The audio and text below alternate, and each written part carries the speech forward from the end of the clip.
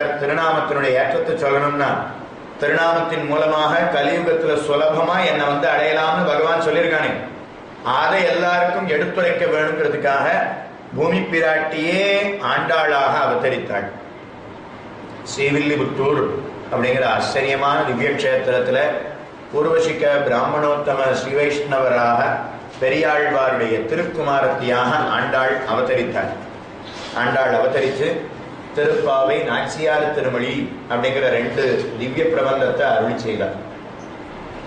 நாச்சியார் திருமொழியில நாறு நரும்பொழில் மாலிருஞ்சோல நம்பிக்கு நான் 100 தடா நிறைந்த அக்கார வடிசல் சொன்னேன், 100 தடா நிறைந்த வெண்ணெய் வாய் நேர்ந்து பராவி வைத்தேன், ஏறு திருவிடையான் இன்று வந்து வை கொள்ளுங்களோ ஆண்டாள் பிரார்த்திக்கிறார்.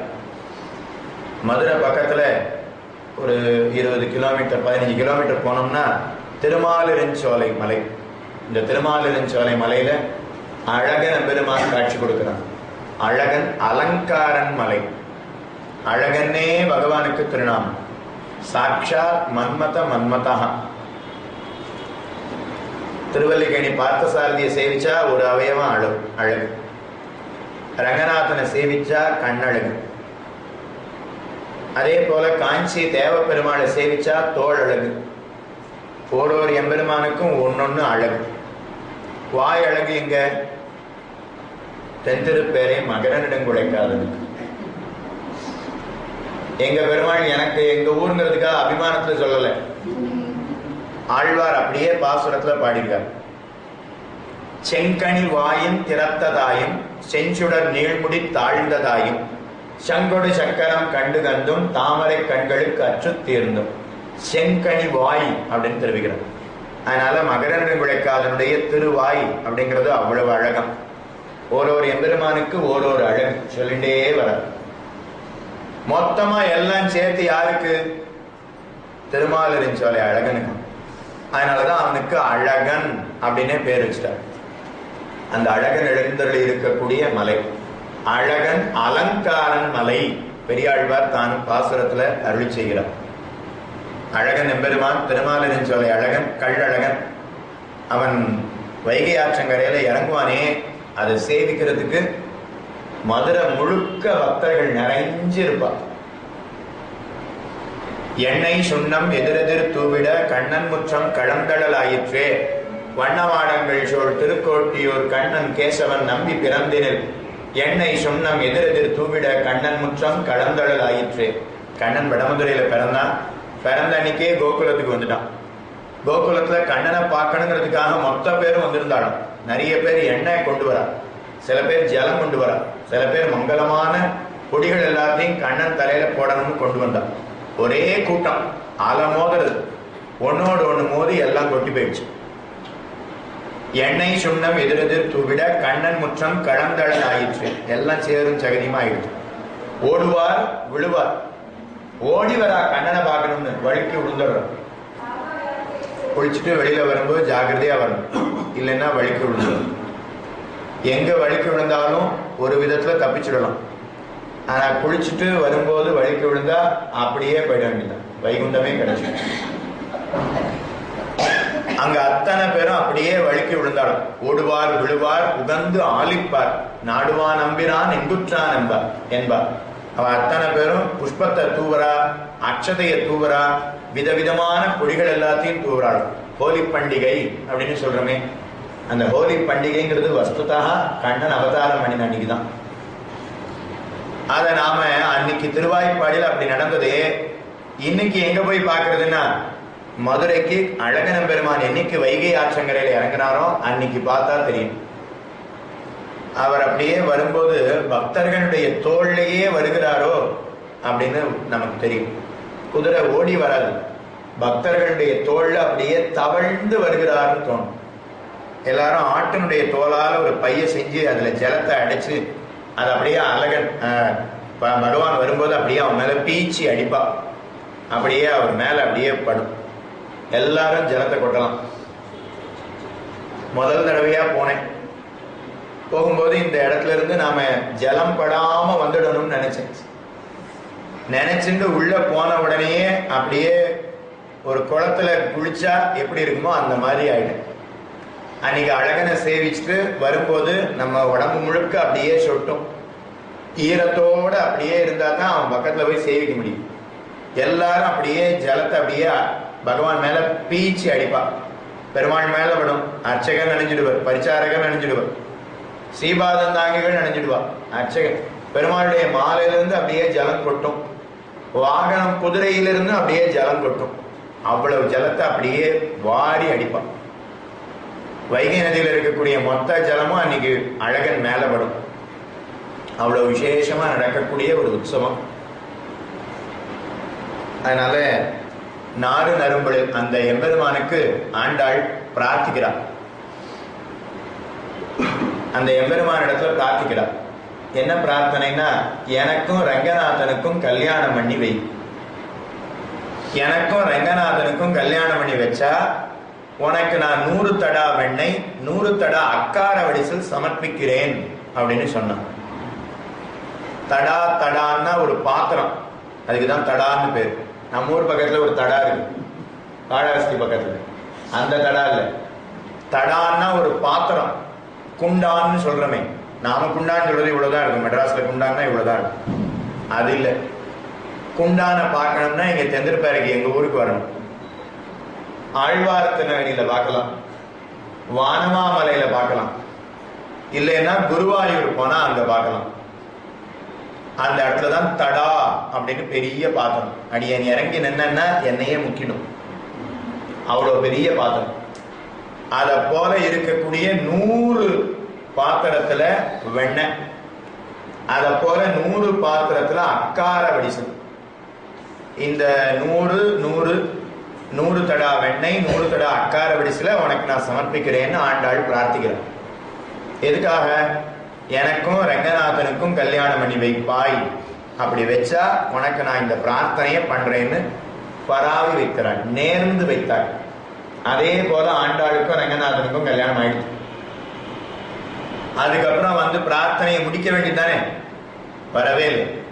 ரங்கநாதனை கல்யாணம் பண்ணிட்டா ரங்கநாதனுடைய திருமேனியில அந்தர்பவித்தாள்.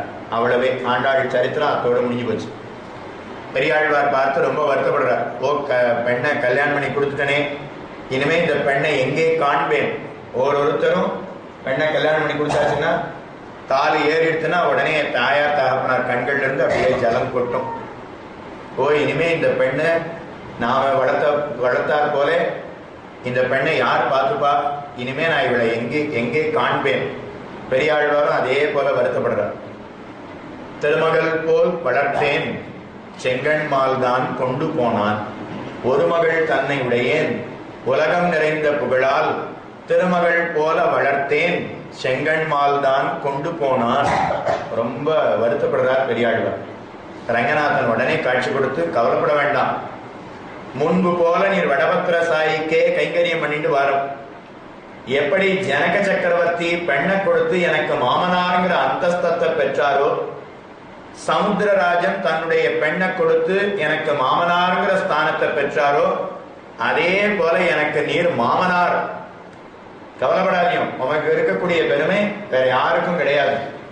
சிவில்லிபுத்தூருக்கு போயிட்டு வரும் அப்படின்னு ரங்கநாதன் அனுகிரகம் பண்ணினான். மறுபடியும் வடபத்திர சாயிக்கே முன்பு போலவே கைங்கரியம் பண்ணும்னு சொன்னான். சரின்னு பெரியாழ்வார் புறப்பட்டு போனார். ஆனாலும் இன்னும் மனசு கேட்கல, ரொம்ப வருத்தப்படுற. உடனே ஆண்டாள் பார்த்து ரங்கநாதன் இடத்துல பேசுறா. எங்க தகப்பனார் ரொம்ப வருத்தப்படுறார், அதனால நாம 2 பேரும் ஒரு தடவை ஸ்ரீவில்லிபுத்தூருக்கு போயிட்டு திரும்ப வந்துடுவோம்னா 2 பேரும் ஸ்ரீவில்லிபுத்தூருக்கு போனான். அன்னைக்கு போனவாதான் இன்னும் வரவே இல்லை. கல்யாணம் ஆன உடனே பெண்ணனுடைய வீட்டுக்கு, மாமனார் வீட்டுக்கு வந்தார். வீட்டோடு மாப்பிள்ளையா இருந்துட்டார். வீட்டோடு மாப்பிள்ளை முதல்ல அவர் தான். அதனால ஆண்டாள் அங்க ரங்கமன்னாராக தானும் காட்சி கொடுக்கிறார். அதனால பூமி பிராட்டியே ஆண்டாளாக அவதரித்தாள். இப்ப பாசுரத்துக்கு வருவோம். 100 தடா வெண்ணெய் 100 தடா வக்கார வடிசில் சமர்ப்பிக்கிறேன்னு பிரார்த்திச்சா, ஆனா பண்ணல. ஸ்ரீவில்லிபுத்தூரோடையே நின்று விட்டாள். ரங்கநாதனை கல்யாணம் பண்ணிட்டா அத்தோட ஆண்டாள் கதை முடிஞ்சு போச்சு. திரும்ப வந்து சமர்ப்பிக்கவே இல்லை. ராமானுஜர் இதை காலக்ஷேபம் சொல்லிட்டே வரார். சொல்லிட்டு வரும்போது அவர் பார்த்து யோசிச்சார், ஓ, ஆண்டாள் பாரித்தாள், ஆனா அவளால செய்ய முடியலையே.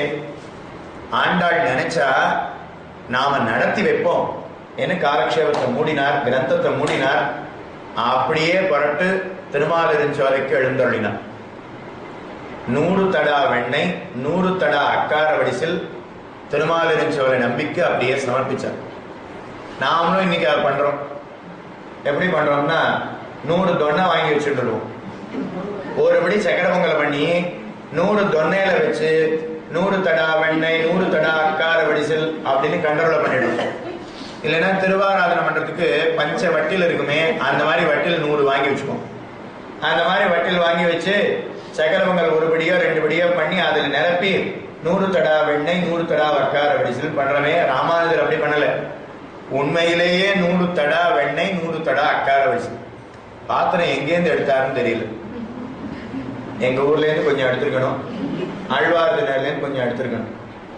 அப்பதான் 100 தடா வெண்ணெய் 200 பாத்திரம் வேணும் இல்லையா? எங்கேயுமே இருக்காது. கந்திருப்பேர, வானமாமலர், ஆழ்வார்தினர், இல்லைன்னா குருவாயூர், இந்த 4 இடத்த தவிர இந்த பாத்திரம் கிடைக்காது. 100 தடா வெண்ணெய் 100 தடா வக்கார வடிசில் தானும் சமர்ப்பிச்சார். பண்றது கூட நாம பண்ணிடுவோம். ஆனா அதை செலவழிக்கிறது அதை விட கஷ்டம். 100 தடா அக்கார வடிசிலையும் எப்படித்தான் அவர் செலவு பண்ணாரோ தெரியுது. 100 தடா வெண்ணெய் அதையும் சமாளிச்சு அதை செலவு பண்ணியிருக்காருன்னா அத்தனை சீடர்கள் புடைசூழ ராமானுஜர் எழுந்தருளி இருக்கிறார். இன்னைக்கு நாம 100 தொன்னை திருமாலிருஞ்சோலையில 100 வெள்ளி பாத்திரம் வச்சிருக்கா. சின்ன பாத்திரம் திருவாராதனம் பண்ணக்கூடிய வட்டில் எப்படி இருக்குமோ அந்த மாதிரி 100 வட்டில் வச்சிருக்கா. சக்கர பொங்கல் பண்ணி, சக்கர பொங்கல் இல்லை அக்கார வடிசி, அதை பண்ணி அதை 100 பாத்திரத்துல வச்சு பெருமாளுக்கு சமர்ப்பிப்பார். அப்படி ஒரு தடவை நாம சமர்ப்பிக்கணும்னா 25,000 ரூபாய் ஆகும். 4 வருஷத்துக்கு முன்னாடி ஸ்ரீமத் வேதமார்க்க பிரதிஷ்டாபனாச்சாரிய உபய வேதாந்தாச்சாரியரான அஸ்மத் ஆச்சாரியரான வேலுக்குடி சுவாமி திருமாலிருஞ்சோலை அழகன பெருமானிடத்துல ஒரு 3 நாட்கள் இருந்து சுந்தரபாபு ஸ்தவம் சாற்றுமர நடைபெற்றது. அதுல ஒரு நாள் 100 தடா வக்கார வடிசி. அப்போ 25,000 ரூபாய். இப்ப எவ்வளவோ தெரியாது. அதனால 100 தடா வெண்ணெய் தானும் சமர்ப்பித்தார். சமர்ப்பிச்சதுக்கு அப்புறம் அங்கிருந்து ராமானுஜர் பார்த்து மொத்தத்தையும் பிரசாதத்தையும் சமர்ப்பிச்சாச்சு. ஆண்டாள் பாரித்தாள், அதை நாம செய்தோம். ஒரு தடவை ஆண்டாள் இடத்துல போய், ஆண்டாள் நாச்சியாரே, நீ பிரார்த்திச்சதை நான் பண்ணிட்டேன், என் அனுகிரகம் பண்ணது பிரார்த்திச்சுட்டு திருமாலிருஞ்சோலை அழகனிடத்துல இருந்து ஸ்ரீவில்லிபுத்தூருக்கு போறார். ஸ்ரீவில்லிபுத்தூருக்கு ராமானுஜர் வர்றதை பார்த்த உடனே ஆண்டாளுக்கு சந்தோஷம். அவரை பார்த்து நம் அண்ணரே வாரும் அப்படின்னு அழைச்சாலாம் ஆண்டாள். ஒரு தங்கையினுடைய விருப்பத்தை அண்ணன் தானே பூர்த்தி செய்வன். தங்க பார்த்து எனக்கு இந்த புடவை வேணும்னா அண்ணன் தானே வாங்கி கொடுக்கணும். அப்ப தங்கை எதை ஆசைப்படுகிறாளோ அதை அண்ணன் தானே நிறைவேற்றுவன். அதே போல ஆண்டாள் எதை நினைச்சாலோ அதை ராமானுஜர் நிறைவேற்றினாராம். அதனால ஆண்டாள் பார்த்து ராமானுஜரை தன்னுடைய அண்ணனாக ஸ்வீகாரம் பண்ணிக்கொண்டு கோயில் அண்ணரே, நம் அண்ணரே வாரும் அப்படின்னு அழைச்சாலாம். 4 அடி நடந்தாளாம் ஆண்டாள். இன்னைக்கும் ஸ்ரீவில்லிபுத்தூருக்கு போனோம்னா மூலவருடைய திருமேனியிலிருந்து பின்னாடி இருக்கக்கூடிய அந்த கர்ப்ப கிரகம் சுவருக்கு 4 அடி இடைவெளி இருக்கும். எந்த கோவிலையும் அந்த மாதிரி கிடையாது. மூலவருடைய திருமேனி இருக்குன்னா பக்கத்துல 1 அடி இடைவெளி இருக்கு. ஒரு அர்ச்சகர் அப்படியே போயிட்டு வரலாம். பின்னாடி இருக்கக்கூடிய புஷ்பத்தெல்லாம் எடுக்கணும். பின்னாடி வேட்டி வஸ்திரம் அலங்காரம் இதெல்லாம் பண்ணணுமே. அதுக்காக ஒரு அர்ச்சகர் போறதுக்கு 1 அடி இடம் விட்டுருப்பா, அவ்வளவுதான். அதுக்கப்புறம் சுவர் வந்துடும், கர்ப்ப கிரகம் இருக்கு. ஆனா ஆண்டாள் நாச்சியார் அங்கிருந்து 4 அடி நடந்தா. அதனால இன்னைக்கும் அந்த இடத்துல 4 அடி இடைவெளி இருக்கு.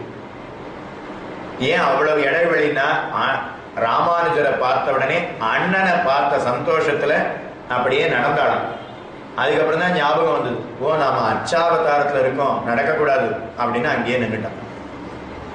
அதனால ராமானுஜருக்கு கோயில் அண்ணன் அப்படிங்கிற திருநாமமானது ஏற்பட்டது. பெரும்பூதூர் மாமனிக்கு பின்னானாள் வாழியே, நாம ஆண்டாளுடைய வாழி திருநாமத்துல சொல்லிட்டு இருக்கோம் நித்தியப்படி. பெரும்பூதூர் மாமுனி அப்படின்னா ஸ்ரீபெரும்புதூர்ல அவதரித்த பகவத் ராமானுஜருக்கு பின்னானாள். பின்னானாள்